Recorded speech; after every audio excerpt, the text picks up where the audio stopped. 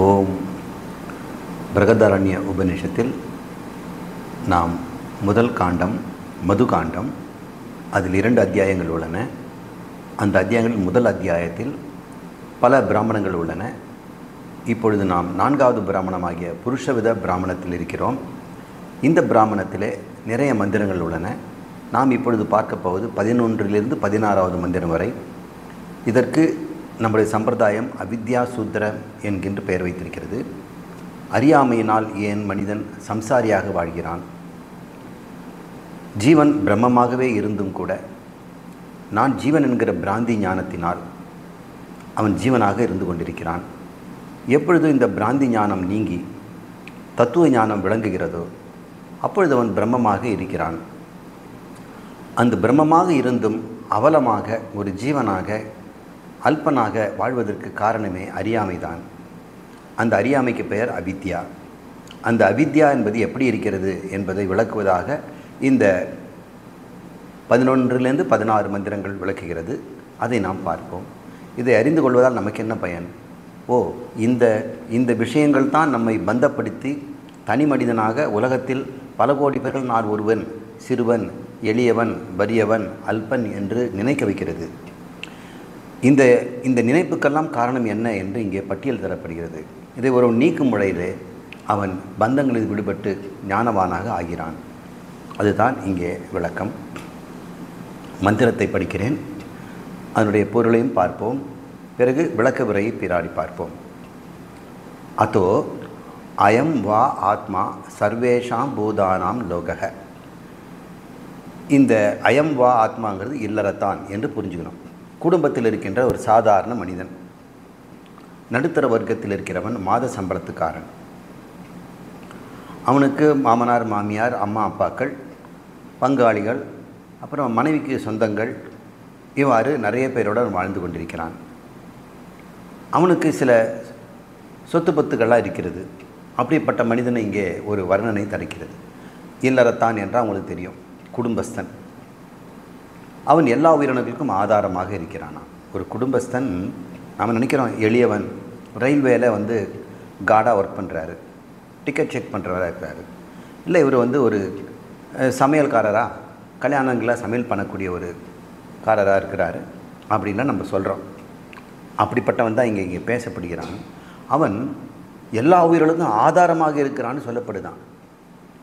உலகத்தில் இருக்கக்கூடிய மக்கள், உயிரினங்கள் எவ்வளோ இருக்குது. தேவர்கள் இருக்கிறாங்க, ரிஷிகள் இருக்கிறார்கள், பசு இனங்கள் இருக்கிறது, மிருகங்கள், பூச்சிகள், பொட்டுகள், இதெல்லாம் இருக்குது.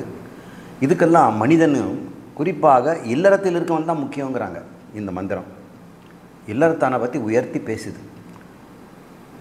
இல்லறத்தான் மட்டும் இல்லைன்னா இந்த உலகம் என்ன ஆகும் அப்படின்னு கொஞ்சம் நினச்சி பாருங்கள். இப்போ சொல்லப்போட்ட விஷயம்லாம் கொஞ்சம் அதிர்ச்சி தரும்படி கூட இருக்கலாம். இந்த உண்மை, ஒரு சாதாரண குமாஸ்தா, சாதாரண ஒரு போர்ட்டர், ஒரு விவசாயி எப்படி இந்த உலகம் என்கிற எந்திரத்தில் முக்கியமான ஒரு பல்சக்கரமாக இயங்குகிறான். அவன் இயக்கம் நின்று போனால் என்ன ஆகும் அப்படின்றத இந்த மந்திரத்தின் மூலம் தெரிஞ்சுக்கலாம். ஆனால் இந்த இயக்கம்தான் அவனுக்கு பந்தமாகவும் இருக்கிறது. எப்பொழுது இவன் தன்மை உண்மையை தெரிஞ்சுக்கிறானோ அந்த இயக்கத்திலிருந்து அவன் விடுபடுவதில்லை. இயக்கத்தில் ஒரு இயக்கமாக இருந்து கொண்டிருக்கிறான், இருந்தும் விடுபடுகிறான், இயங்கியும் இயங்காமல் இருக்கிறான். அது எப்படின்னு கண்டுபிடிப்போம். அந்த உண்மையை தெரியலனா இயக்கத்தோடு இயக்கமாக மாறிவிடுவான்.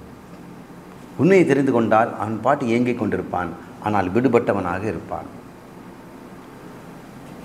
சக யஜ்ஜுஹோதி யஜ்யஜிதே தேன தேவானாம் லோகோ. யாகங்கள் செய்வதாலும், யஜ் ஜுஹோதி என யாகங்கள் செய்வதனாலும், யஜ் யஜிதே வழிபாடுகள் பஜனைகள் செய்வதனாலும் அவன் தேவர்களுக்கு ஆதாரமாக இருக்கிறான் அப்படின்னு சொல்கிறாங்க. முதல்ல எல்லா உயிரினுக்கும் ஆதாரங்கிறாங்க. அவன் முக்கியமான பல்சக்கரம், ஒரு பைவட். இப்பொழுது தேவர்களுக்கு எப்படி அவன் ஆதாரமாக இருக்கிறான்? இவன் யாகங்கள் செய்வதாலும் வழிபாடு செய்வதாலும் தேவர்களுக்கெல்லாம் குஷியாக இருக்குது, அவனுக்கு வருமானம் வந்துக்கிட்டே இருக்கு.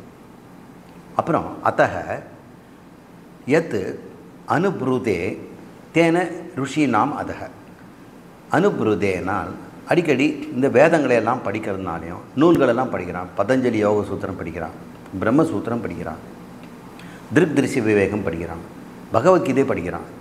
இப்படி படிப்பதனால ரிஷிகளுக்கு அவன் ஆதாரமாக இருக்கிறான். ரிஷிகள்னால் குருநாதர்கள். இந்த உண்மையால் நமக்கு சொல்லிக் கொடுத்த சாஸ்திர கர்த்தாக்கள். அவங்களுக்கெல்லாம் ரொம்ப சந்தோஷம். இவன் அதெல்லாம் படிக்கிறது விட்டானா அவங்களுக்கு நம்ம எவ்வளோ பாடுபட்டு இதெல்லாம் செய்திருக்கோம், ஒரு பிரயோஜனம் இல்லைன்னு அவங்க வருத்தப்படுவாங்க. யாகம் செய்வதனால தேவர்களுக்கு, நூல் படிப்பதனால குருநாதர்களுக்கு அவன் ஆதாரமாக இருக்கிறான். இவன் படிக்கலைன்னா புஸ்தகம் போடுறவங்களாம் என்ன கதி? புஸ்தகம் எழுதிட்டு அதை புத்தகமாக செலவு பண்ணுறதுக்கு ₹1,00,000 செலவு பண்ணுறாங்க. அவன் செலவு பண்ணி அந்த புக்கு போட்டுட்டு அதில் ஒரு பைசா கூட லாபம் இல்லைன்னா என்ன ஆவான்? இந்த உலகத்தில் புஸ்தகமே இல்லாமல் போயிடும். படிக்கிறவங்க வேணும் இல்லையா? அப்போ யார் படிக்க போகிறாங்க? குடும்பத்தை தான் படிக்கணும். அடுத்து மூணாவதாக எத்து பித்ருபியோகோ நிப்ருணோதி அதக எத் பிரஜாம் இச்சதே தேன பித்ருநாம் அதக என்று சொல்கிறது. பித்ருபியோ என்றால் பித்திருக்களுக்காக, இறந்த முன்னோர்களுக்கு பிண்டம் அடிக்கிறான். அமாவாசை அன்னைக்கு ஏதோ செய்கிறான், சிராதம் பண்ணுறான். அமாவாசைக்கு அவங்களுக்கு ஏதாவது ஒரு இறந்தவர்களுக்கு வழிபாடு நடத்துகிறான். அப்புறம் மகாலய அமாவாசைக்கு பிண்டம் கொடுக்குறான்.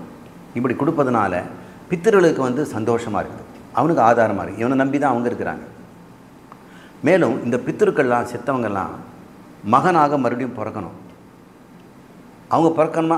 இவன் இதெல்லாம் கொடுத்தா தான் அவன் மறுபடியும் பிறக்கிறதுக்கு வழி இருக்குது.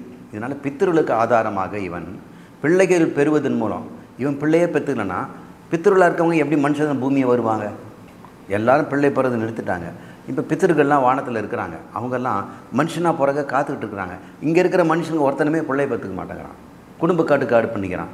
அப்போ என்ன பண்ணுவாங்க? இந்து மக்களாக பிறந்து இந்து சம்பிரதாயத்தில் வளர்ந்து இந்த ஞானத்தை பெற்று முக்தி அடைவதற்கு அவங்க நிறைய பேர் காத்திருக்கிறாங்க. ஆனால் இந்துக்கள் எல்லாருமே குழந்தைகளை பெற்றுக்க மாட்டேங்கிறாங்க. இந்துக்கள் அல்லாதவங்க ஏகப்பட்ட குழந்தைய பெற்றுக்கிறாங்க. அங்கே போய் பிறந்து அவனுக்கு என்ன ஆக போகுது? மற்ற மதத்தவரெலாம் ஏகப்பட்ட குழந்தைய பெற்றுக்க சொல்லி அவங்க மதம் சொல்லுது. ஆனால் இந்து மதத்தில் இருக்கிறவங்க, இந்து மதத்தில் இங்கே இந்திய நாட்டு சட்டம் குழந்தைகளை 2 இல்லை 1 பெற்றுக்குங்க அப்படின்னு சொல்கிறாங்க. அப்போ இந்து மதத்தை பிறந்தாலும் மோட்சம் கிடைக்கும். மோட்ச சாதனமாக இருக்கக்கூடிய வேதத்தை படிக்கணும்னா இந்துவாக பிறக்கணுமே. ஆனால் அந்த பித்தர்களெல்லாம் அப்படியே கையில் கன்னத்தில் கை வச்சுக்கிட்டு காத்துட்ருக்குறாங்க. இந்த இந்துக்களெல்லாம் குழந்தைங்க பெற்றுக்கலாம், நமக்கு உடம்பு கிடைக்காது, நீ போய் பறக்க போகிறேன் அப்படின்னு அவங்க காத்துட்ருக்குறாங்க. அதனால் இந்த மந்திரம் சொல்லுது, நீ குழந்தையை பெற்றுக்க. பிள்ளைகள் வேண்டும் என்று விரும்புவதாலும் பித்தர்கள் சந்தோஷமாக இருக்கிறார்கள். ஐயோ நிறைய பிள்ளை பெற்றுக்கிறான், நமக்கு வாய்ப்பு கிடைக்குது அப்படின்னு. என் மனுஷ்யான் வாசத்தே எத் ஹேபியோ அசனம் ததாதி.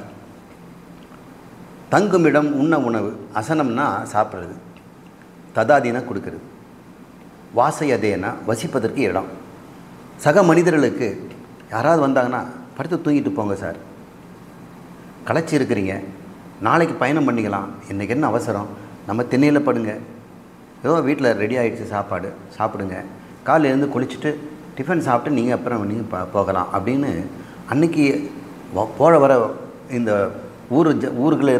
ஊராக போகின்ற எதிதிகளுக்கெல்லாம் கூப்பிட்டு தங்க வச்சுருக்கிறதுனால இந்த சக மனிதர்களுக்கு அவன் ஆதாரமாக இருக்கிறான். குடும்பம் தானே பண்ண முடியும், சன்னியாசி இதெல்லாம் பண்ண முடியாதே.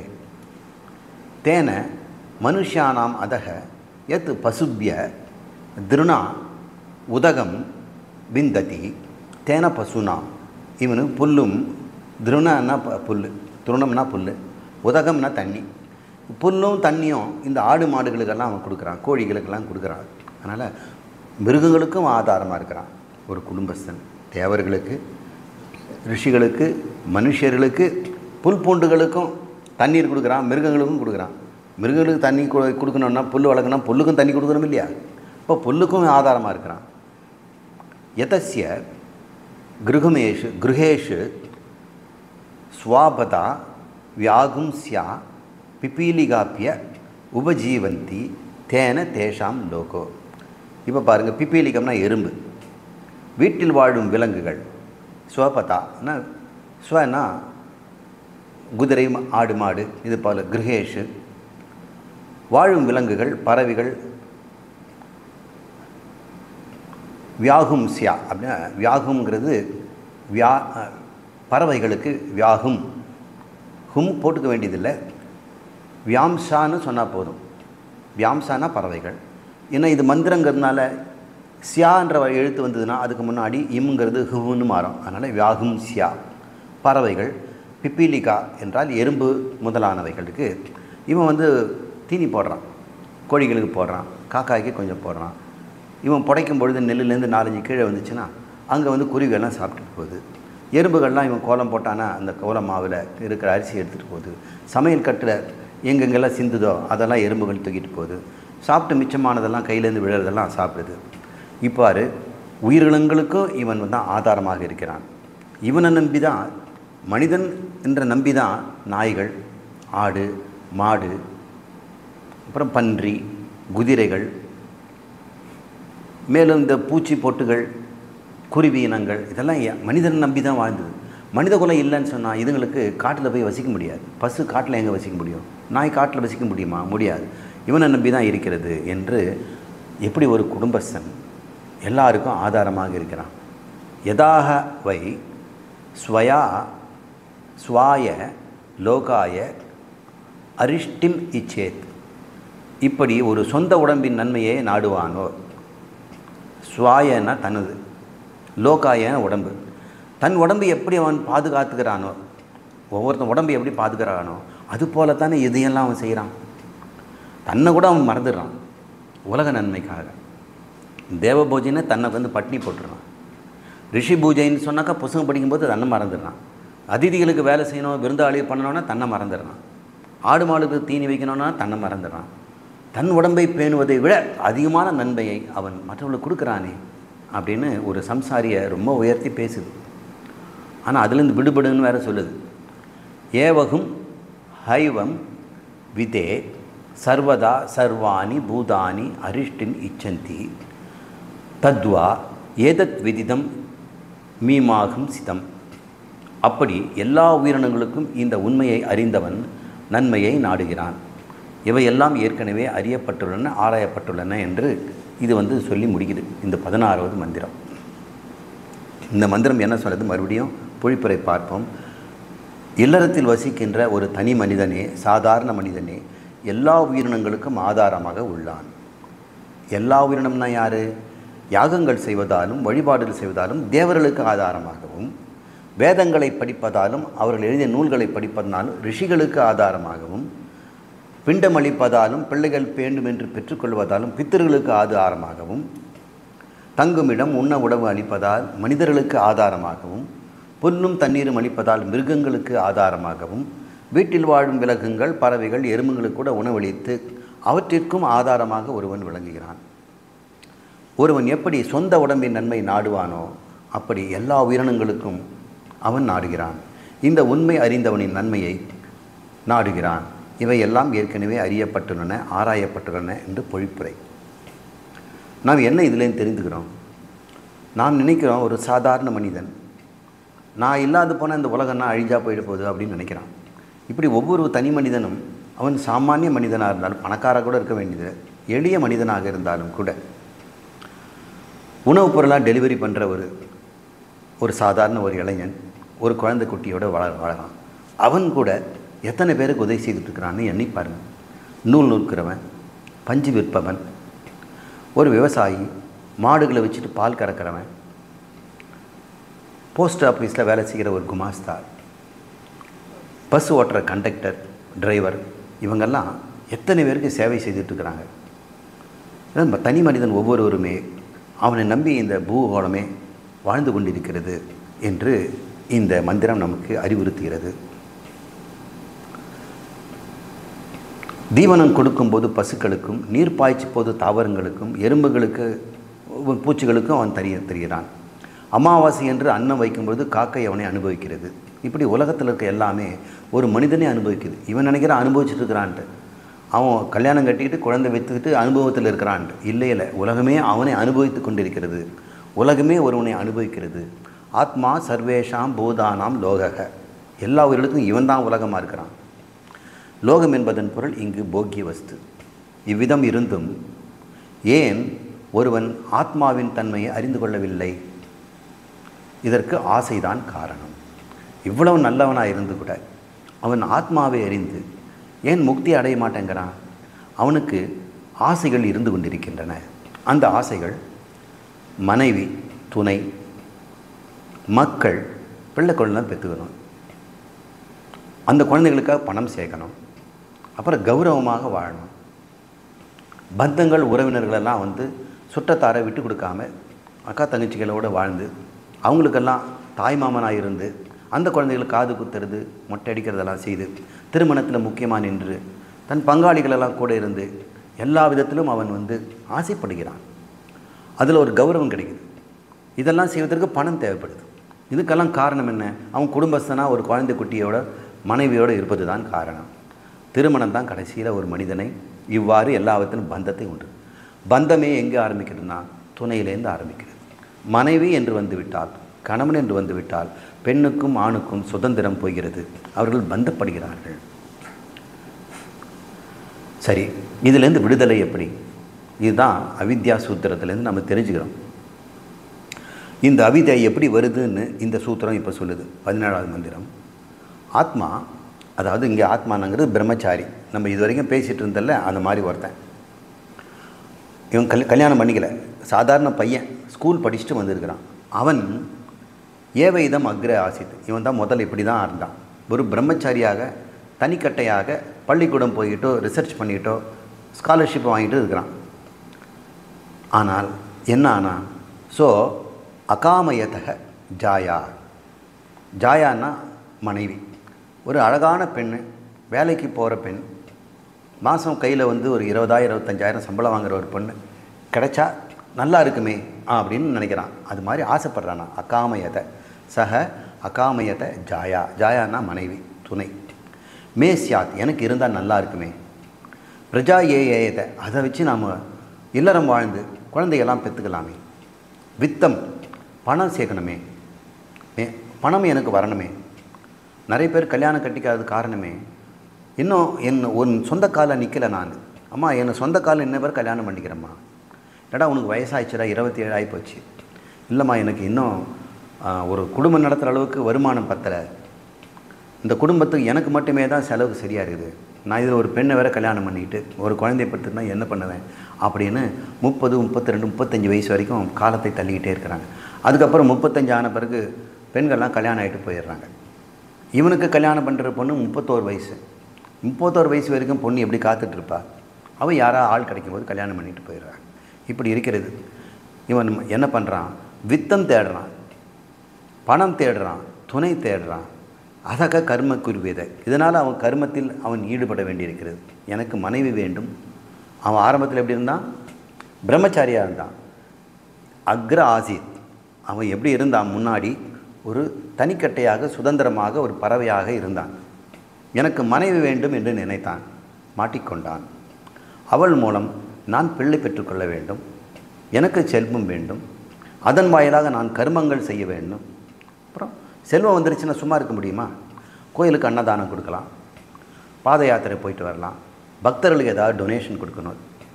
இப்படியெல்லாம் அவனுக்கு நிறைய செல்வமும் தேவைப்படுது. இதெல்லாம் அவனுக்கு பெருமை என்று இவன் விரும்புகிறான். ஆசை என்பது இவ்வளவு தான் அப்படின்னு இந்த வேதமே சொல்லுது. மனுஷனுக்கு ஆசை ஆசைங்கிறோம்னே, இவ்வளோ தாங்க ஆசை. ஒரு தனி மனிதனுக்கு என்ன ஆசை?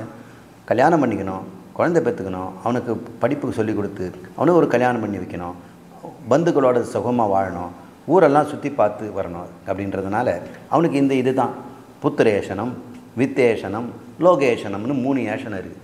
இவ்வளோ தான் ஆசையே. முதல்ல புத்திரேஷனம் என்னென்ன? புத்திரா குழந்தை வேணும்னா என்ன அர்த்தம்? கல்யாணம் வேணும்னு அர்த்தம். பக்கத்தலைக்கு சாம்பார் பாயாசம் கேட்குற மாதிரி எனக்கு குழந்தை பேசணும் ஆசைன்னா, டே கல்யாணம் பண்ணிக்கணும்னு ஆசைன்னு சொல்லு, குழந்தை பெற்றுக்கணும்னு ஆசைங்கிற. ஆனால் வித்தேஷனம்னு தான் ஆரம்பிக்குது. ரெண்டாவது புத்திரேஷனம்னு, ஈஷனம்னா ஆசை.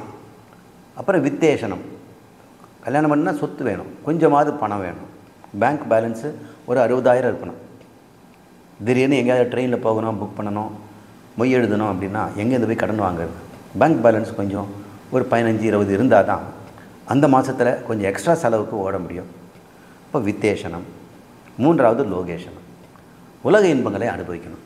அங்கே போகணும், இங்கே போகணும், குற்றாலம் போகணும், கொடைக்கானல் போகணும், அல்லது வெளிநாடு போகணும், சொர்க்கலோகம் போகணும். இப்படி ஆசைகளே இவ்வளோ தான் அப்படின்னு சொல்லுது. ஏதாவன் வை காமோ. ஏதாவத்துனா இவ்வளோ தாண்டான்றார் அர்த்தம். ஏதாவது கொடுங்கன்னு கேட்குறோம்ல, ஐயா ஏதாவது இருந்தால் கொடுங்கன்னு. ஏன்னா இவ்வளவு தான் அர்த்தம். ஏதாவத்து சமஸ்கிருதம் சொல்லுது. ஏதாவத் வை காமோ, இவ்வளோதான் ஆசைங்கிறதே, பெருசாக ஒரு பெரிய ஆசையெல்லாம் கிடையாது. ந இச்சகும் சன அதோ பூயோ விந்தேத். ஆசை என்பது இவ்வளவு தாங்க. ஒருவன் எவ்வளவுதான் முயன்றாலும் இவற்றிற்கு வெளியில் எதையும் ஆசைப்படுவதில்லை. இதுக்கு வெளியே ஒரு ஆசையே கிடையாது. மனுஷனுக்கெல்லாம் இவ்வளோதான் ஆசையே, பாவமாக இருக்குது. தஸ்மாத் அபி ஏ தர்ஹி ஏகாக்கி காமயத்தே ஜாயாமே சியாத். திருமணமாகாத ஒருவன் அதனால் தான் இப்போதும் எனக்கு மனைவி வேண்டும் என்று அவன் ஆசைப்படுகிறான். அத்தக பிரஜா ஏயேதக வித்தம் மே சியாத் அத கர்ம குருவேதி. அவள் மூலம் நான் பிள்ளை பெற்றுக்கொள்ள வேண்டும், அவனை வளர்ப்பதற்கு எனக்கு செல்வம் வேண்டும், பெருமையாக வாழ வேண்டும், சொந்தமாக ஒரு வீடு வேண்டும், ஒரு வாகனம் வேண்டும், குழந்தைகள்லாம் பள்ளிக்கூடத்துக்கு கொண்டு போய் விடுறதுக்கு ஏதாவது ஒரு 2 வீலர் வேணும், அதன் வாயிலாக நான் கர்மங்கள் செய்ய வேண்டும். இதுக்கெல்லாம் எனக்கு தொழில் நல்லா இருக்கணும், எனக்கு வியாபாரம் நல்லா இருக்கணும், எனக்கு மாசம்பளம் அதிகமாக இருக்கணும், ப்ரமோஷன் கிடைக்கணும் என்று அவன் விரும்புகிறான். ஆசையெல்லாம் இவ்வளவு தான். இந்த ஒவ்வொரு ஆசையும் நிறைவேறாத வரை மனிதன் தன்னை முழுமை பெறாதவனாக கருதுகிறான். இவ்வளோதாங்க ஆசை. ஆனால் இதுக்கே வாழ்நாளில் அவனுக்கு நேரமே கிடைக்கல. ஒவ்வொரு ஆசையும் நிறைவேற்றுறதுக்குள்ளே எத்தனை இடைஞ்சல், எத்தனை முட்டுக்கட்டைகள், எத்தனை பேரும் முட்டி மோத வேண்டியிருக்குது, எவ்வளோ பேர் போட்டி. கல்யாணம் பண்ணிக்கணும்னு பெண் தேடுறதுலே பெரிய போட்டி. 20 ஜாதகம் வச்சு பார்த்தாலும் 20 ஜாதகம் நல்லா பொருந்துனா கூட ஒருத்தர் கூட பொண்ணு கொடுக்க ரெடியாக இல்லை. பையன் ரெடியாக இருக்கிறான், ஆனால் பெண் வீட்டுக்கார் ஏதோ ஒரு காரணம் சொல்லிவிட்டு பொண்ணு படிக்கணும்னு நான் நினைக்கிறா, அதனால் அப்புறம் வச்சுக்கலாம் அப்படின்னு சொல்கிறாங்க. ஆனால் அது காரணம் இல்லை, அந்த பொண்ணுக்கு இவனை பிடிக்கல. ஒவ்வொரு ஆசையும் கல்யாணம் அது நடக்கிறதுக்குள்ளே பெரிய போராட்டம். மண்டபம் கிடைக்க மாட்டேங்குது. கல்யாண பத்திரிக்கை அடிக்கிறதுல பிரச்சனை. யார் பேர் முதல்ல போடணும், என் பேர் ஏன் போடலை, மாமன் பேரில் விட்டுட்டாங்க அப்படின்னு. ஒவ்வொரு ஆசையும் முழுமை பெறுவதற்குள்ள மனிதன் படும் பாடு. அவன் தன்னை நான் முழுசே இல்லைங்கிறான், பீஸாக உடஞ்சி போயிட்டேங்கிறான், முழுமை பெறாதவனாக இருக்கிறான். சக யாவதபியதேஷாம் ஏகைகம் ந பிராப்னோதி. ஒவ்வொரு ஏகைகம்னா ஒவ்வொரு ஆசையும் அடையாத விட்டால் ந பிராப்னோதி. பிராப்னோதின்னு அடையிறது, ந பிராப்னோதி. அக்ருஷ்ண, கிருஷ்ணன்னா முழுசு பூர்ணமாக இருக்கும். சர்வ கர்ம கிருஷ்ண கிருத் கிருதசிய, செய்ய வேண்டியதெல்லாம் செய்து முடிச்சிட்டவன், எல்லாவற்றும் முழுமையிடுச்சு. என்ன சும்மா உட்காந்துருக்கீங்க, இன்றைக்கி வேண்டிய வேலையெல்லாம் நான் முடிச்சிட்டேன், நாளைக்கு வேண்டியதை நாளைக்கு முடிப்பேன்.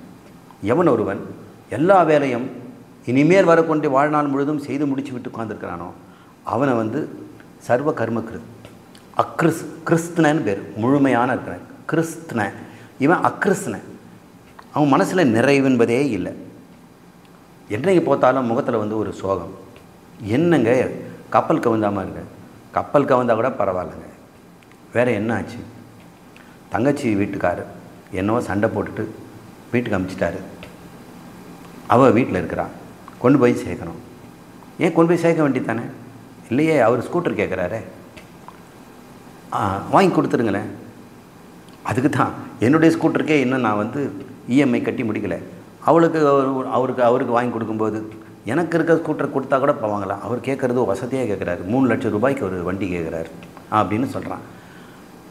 இந்த போராட்டம் ஓய்ந்த பிறகு அது நான் முடிச்சிட்டிங்களா அப்படின்னு ஒரு மாதம் கட்டு, அதெல்லாம் முடிச்சிட்டுங்க. அப்புறம் என் முகம் ஒரு மாதிரி சோர்வாக இருக்குது, அதுக்கு இஎம்ஐ கட்டிகிட்டு இருக்கிறல்ல அப்படின்னு ஒருத்தன் சொல்கிறான். இவன் ஒரு நாளுமே தன்னை முழுமையாக பூர்ணமடைந்தவனை நினைப்பதற்கு வாய்ப்பே இல்லை. இதெல்லாம் உபனிஷத் சொல்லுது. எவ்வளோ உண்மை பாருங்கள். 2000-3000 வருஷம் கழித்து கூட இது உண்மையாக இருக்குது. 2000 வருஷத்துக்கு முன்னாடியே மனுஷன் இப்படி தான் இருந்திருக்கிறான். ஓலை சுவடியில் எழுதும்போதும், சிம்னி விளக்கில் படிச்சுட்டு இருக்கும்போதும், சாதாரண கிராமங்களில் வாழ்ந்து கொண்டு இருக்கும்போது, கரண்ட் இல்லாத ஒரு காலத்தில் இப்படி தான் இருந்திருக்கிறான். இந்த ஒவ்வொரு ஆசையும் நிறைவேறாதவரை மனிதன் தன்னை முழுமை பெறாதவனை அக்கிருஷ்ண ஏவ தாவான் மன்யதே என்றால் நினைக்கிறான். தஸ்யோ கிருஷ்ணதா. ஆனால் அவன் கூறப்பட இருக்கும் தியானத்தின் மூலம் முழுமை பெற இயலும் ஒரு நம்பிக்கை ஒளியை பொங்க காட்டுறார். அப்படியெல்லாம் முகத்தை தூங்க போட்டுக்காதப்பா. உனக்கு எப்பொழுதுமே முகத்தில் பிரகாசமும் திருப்தியும் சுகமும் ஆனந்தமும் மோட்சமும் உனக்கு இருக்கிறது, அதற்கு ஒரு வாய்ப்பு இருக்கிறது என்று சொல்கிறார். எப்படிங்க சொல்லுங்க அப்படின்னு அவன் கேட்குறான். மனமே சொல்கிறார், இது வந்து நேரடியாக ஆத்ம ஞானத்துக்கு போகல, ஒரு யஜ்ஞ ரூபமாக சொல்லுது. நீ எப்படி வாழ்ந்தினா இந்த முழுமையை நீ அணிவாய்.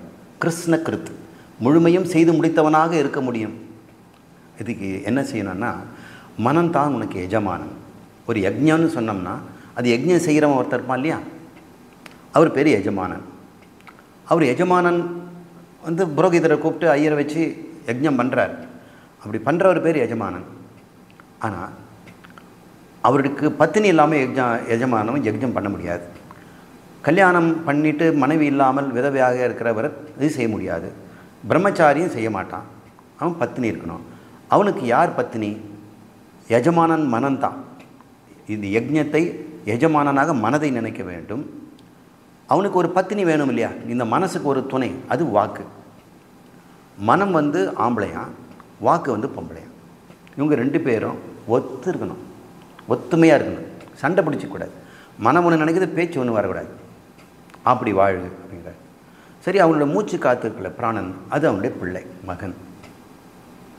மன ஏவசிய ஆத்மா வாக் ஜாயா. மனம்தான் அந்த ஆத்மா, அந்த செய்கின்றவன். வாக்கு தான் ஜாயா, மனைவி.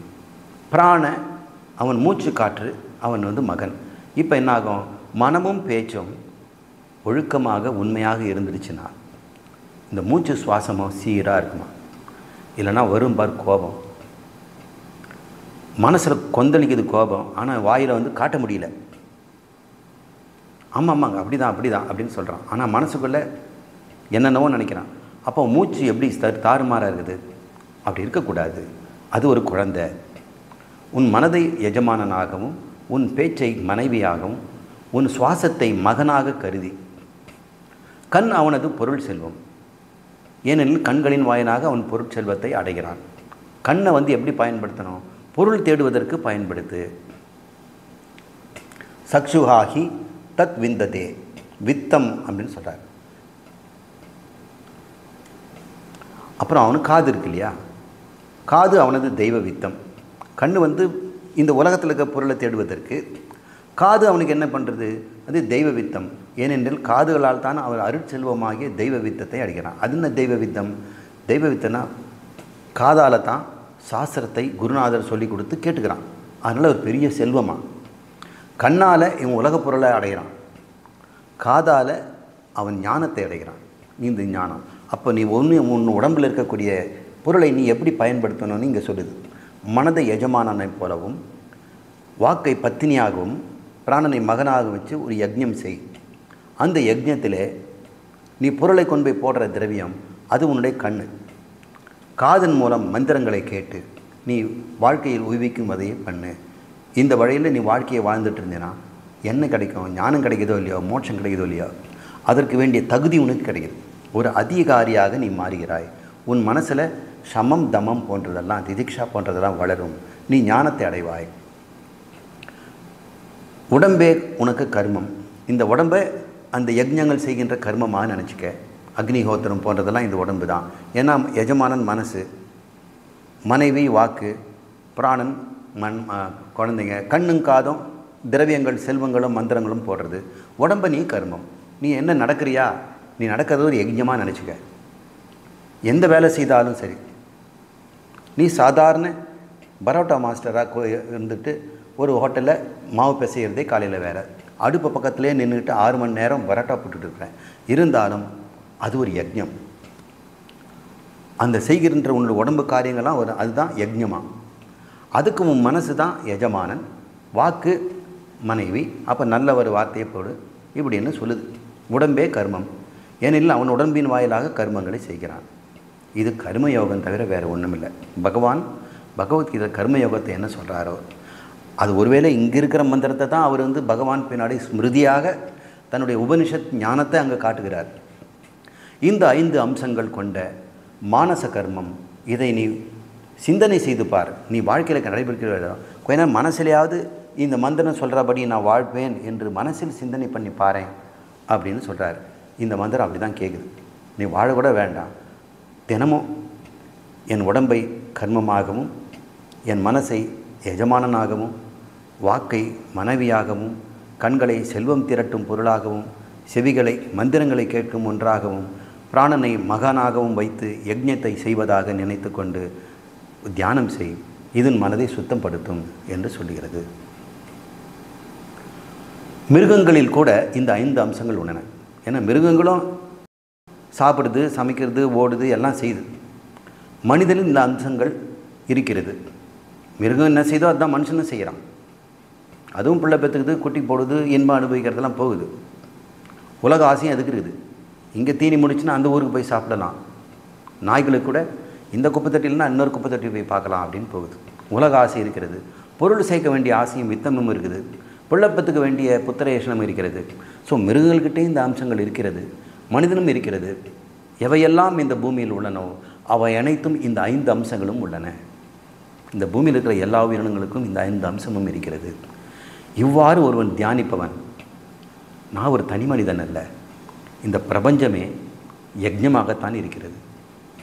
யஜ்ஞார்த்தம் குரு கர்ம என்று பகவான் சொல்கிறார் பகவத்கீதையில்.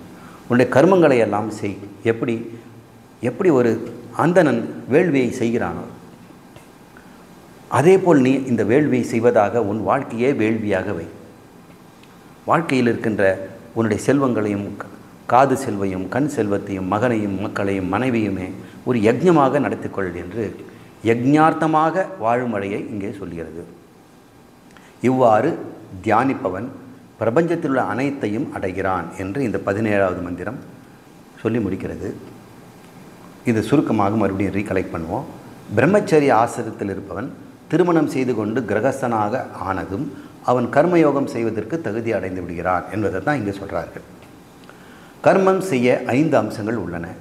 ஒன்று பத்தினி, எஜமானன், மகன், மனுஷ்ய வித்தம் என்று சொல்லக்கூடிய அது தட்சணை கொடுக்கறதுக்கு வேண்டிய பணம், ஆகுதியில் போடக்கூடிய திரவியங்கள், அப்புறம் தெய்வ வித்தம், இந்த உபாசனை அறிவு.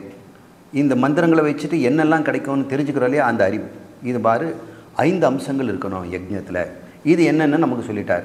பத்தினிங்கிறது வாக்கு, எஜமானங்கிறது மனசு, புத்திரங்கிறது பிராணன், மனுஷ வித்தங்கிறது கண்ணு, தெய்வ வித்தங்கிறது செவி என்று சொல்லியாச்சு.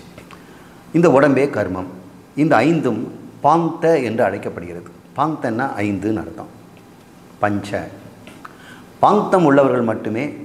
இந்த பாங்தம்னா மனைவி இருக்கணும், மகன் இருக்கணும், பொருள் இருக்கணும், இந்த உபாசனை செய்வதற்கு அறிவு இருக்கணும். இருக்கிறவர்கள் மட்டுமே நித்திய நைமித்திக மற்றும் காமிய கர்மங்களை செய்வதற்கு தகுதி உடையவர்கள். இதெல்லாம் நாங்கள் பண்ணலைன்னா சார், நீங்கள் என்ன பண்ணுறீங்களோ, பால் வியாபாரம் பண்ணாலும் அதில் இது நித்திய கர்மம் இருக்குது, நைமித்திய கர்மம் இருக்குது. தினமும் செய்ய வேண்டிய கர்மங்கிறது பாலை, உங்கள் மாடை காப்பாற்றுறது, மடியை கழுவி விடுறது, அதுக்கு உடம்பை சுத்தம் பண்ணுறது, தீவனம் போடுறது எல்லாம் நித்திய கர்மம். நித்திய கர்மம்னா பிராமணர்கள் செய்கின்ற கர்மம் மட்டும் நினச்சிக்க வேண்டாம். உங்களுக்கும் எல்லாருக்குமே இதுதான். இந்த தற்காலத்துக்கு இப்படி தான் நம்ம விளக்க வேண்டியிருக்கு. நைமித்திய கர்மம்னா நீ பால்காரன் தான். நைமித்திய கர்மம் என்ன, ஸ்பெஷல் நாள் வந்துருச்சா, இன்றைக்கி வெண்ணெய் டிமாண்ட் அதிகமாக இருக்குதா, கோகுலாஷ்டமி வந்துருச்சா, அதுக்கு வெண்ணெயை நீ தயார் பண்ணு, முன்கூட்டியே செய்ய ஆரம்பிச்சிடு. அப்புறம் காமிய கர்மங்கள், உனக்கு சொந்த விருப்பமாக இருக்கிற கல்யாணம் காட்சிகள், மாட்டுப்பொங்கல் கொண்டாடுறது, இதெல்லாம் கொண்டாடிக்காது. இதெல்லாம் எல்லாருக்குமே இருக்கிறது. ஒரு சாதாரண பால்காரனுக்கு கூட நித்திய நைமித்திக காமிய கர்மங்கள் இருக்கிறது. இதை செய்வதற்கு அவனுக்கு பாங்தம் வேணும். அவன் பாங்தம் இருந்தால் இதை செய்ய முடியும். இவ்வாறு செய்வதால் என்ன இருக்குது, எவன் ஒருவன் கர்மங்களை தெய்வத்தின் பொருட்டு யஜ்ஞமாக செய்கிறானோ அவன் நிச்சயம் இறந்த பிறகு சொர்க்கலோகம் போவான். நான் அடித்து சொல்கிறேன். தன் வாழும் வாழ்க்கையில் பாங்தமாக இருந்து யஜ்ஞமாக தன் வாழ்க்கையை நடத்தி கொண்டிருந்தால், முணுமுணுக்காமல் சம்சாரத்திலே இருந்தாலும் கூட, குழந்தை குட்டிகளோடு கஷ்டப்பட்டு இருந்தாலும் கூட, இறந்த விரவன் சொர்க்கலோகம் செல்கிறான். இவர்களாலேயே கர்மயோகம் மூலம் மன தூய்மை அடைந்து ஞானம் பெறுகிறான். ஒருவேளை இவன் சொர்க்கலோகம் போகாவிட்டாலும் கூட, எனக்கு சொர்க்கலோகம் வேண்டாம், என் மனதை சுத்தம் பண்ணுறதுக்கு எனக்கு பால் வியாபாரமே போதும், இதுக்காக நான் தவம் பண்ணிக்கிட்டு காட்டில் போயிட்டோ குகையில் போயிட்டோ யார்கிட்டையும் போக வேண்டியதில்லை, என்னோட பால் வியாபாரத்திலேயே என் மனம் தூய்மையாக இருக்குது, நான் என் மனசறிந்து யாருக்கும் துன்பம் தரவில்லை, யாரிடம் நான் திருடவில்லை, யாருக்கும் நான் கடன் பெற்று கடனாளியாக இல்லை, என் கடமைகளை நான் செய்து கொண்டிருக்கிறேன், தினமும் நிம்மதியாக தூங்குகிறேன், எனக்கு இருக்கிற வருவாயை வச்சுக்கிட்டு ஒரு ஜோடி செருப்பு என்கிட்ட இருக்குது, 2 3 ஆஃப் ட்ரவுசர், அவங்க ஆஃப் ட்ரவுசர் தானே போட்டுக்குவாங்க பால் வியாபாரி. அதுக்கப்புறம் ஒரு வெள்ளை சட்டை இருக்குது, போதும். கல்யாணம் காட்சிக்கு வரும்போது மட்டும் ஒரு நல்ல வேட்டி வச்சுருக்கிறேன், அப்போ மட்டும் அதை போட்டுக்கிறேன். என் வீட்டுக்கார அம்மாவுக்கு கழுத்து காதில் 2 3 இருக்குது என்று அவன் எப்படி கர்மயோகமாக வாழ்கிறானோ, அவன் மனம் ஆசைகளால் பீடிக்கப்படுவதில்லை. பேராசை என்ற பிசாசு அவங்ககிட்ட இல்லை. மனம் சாந்தத்தில், சுகத்தில், நிம்மதியில் இருந்து கொண்டிருக்கிறது. அவன் கட்டாயம் ஞானி ஆகிடுவான். பாங்கம் இல்லாதவர்கள், ஒருவேளை எனக்கு பாங்கம் இல்லை சார், பாங்கம் என்ன, மனைவி இல்லை, மகன் இல்லை அப்படின்னு நீ சொன்னினா, ஒருவேளை கல்யாணம் ஆகாத ஆளானா கவலைப்பட வேண்டாம். நீ குருகுலத்தில் போய் வாழ்ந்தால் ஒரு பாங்கமாக இருந்து கிரகஸ்தன் என்ன கிடைக்கிறதோ அதே மன தூய்மை குருகுலத்தில் பெற்று விடுவாய். உன்னை குருவுக்கு சேவை செய்வதனாலையும் குருகுலத்தில் இருக்கக்கூடிய வேலைகள் என்ன செய்வதனாலும் கல்யாணம் காட்சி கொண்டு ஒரு கிரகஸ்தன் என்ன மன தூய்மை பெறுகிறானோ கர்மயோகத்தை நீ குரு சேவையில் பெறுகிறாய். பகவான் அப்படி தான் சொல்கிறார். பிரணிபாதேன பிரணிப்பிரஸ்னேன சேவையா என்று சொல்கிறார். குருவிடம் சரணாகதி அடைந்து கேள்விகள் கேட்கின்ற அறிவோடு அந்த ஆசையோடு குருகுலத்தில் இருந்து சேவையா சேவை செய்து வாழ்ந்தால் ஞானம் வராமல் எப்படி போகும்? சங்கரர் சொல்கிறார், எப்படி அவன் ஞானியாக ஆக முடியாதுன்னு சொல்லுங்கள், வேறு வழியே கிடையாது, அவன் ஞானியே ஆவான் என்று அவர் சொல்லியிருக்கிறார். இவ்வாறு இந்த மந்திரங்களை நம்ம பார்க்கிறோம். உபாசனை செய்பவனுக்கு எஜமானன் அவனது மனம், அவனது பத்தினி அவனது வாக்கு, உடல் ஆரோக்கியம்தான் பிராணன், அவனது புத்திரஸ்தானத்தை எடுத்துக்கொள்கிறது. கண்கள் மனுஷ வித்தம், செவிகள் அந்த வித்யா என்று சொல்லக்கூடிய உபாசனை அறிவு, இவற்றை வைத்து ஒருவன் பாங்த உபாசனை செய்து கிரகஸ்தன் கர்மத்தால் அடைந்த பலனை அடைகிறான். கிரகஸ்தன்கிறது கூட ஒரு பிரம்மச்சாரி அடையலாம். இவ்வாறு 4வது பிராமணம் நிறைவு பெறுகிறது. நாம் அடுத்தது 5வது பிராமணம் சப்தான்ன பிராமணம் என்று பெயர் அடுத்த வகுப்பில் பார்க்கலாம்.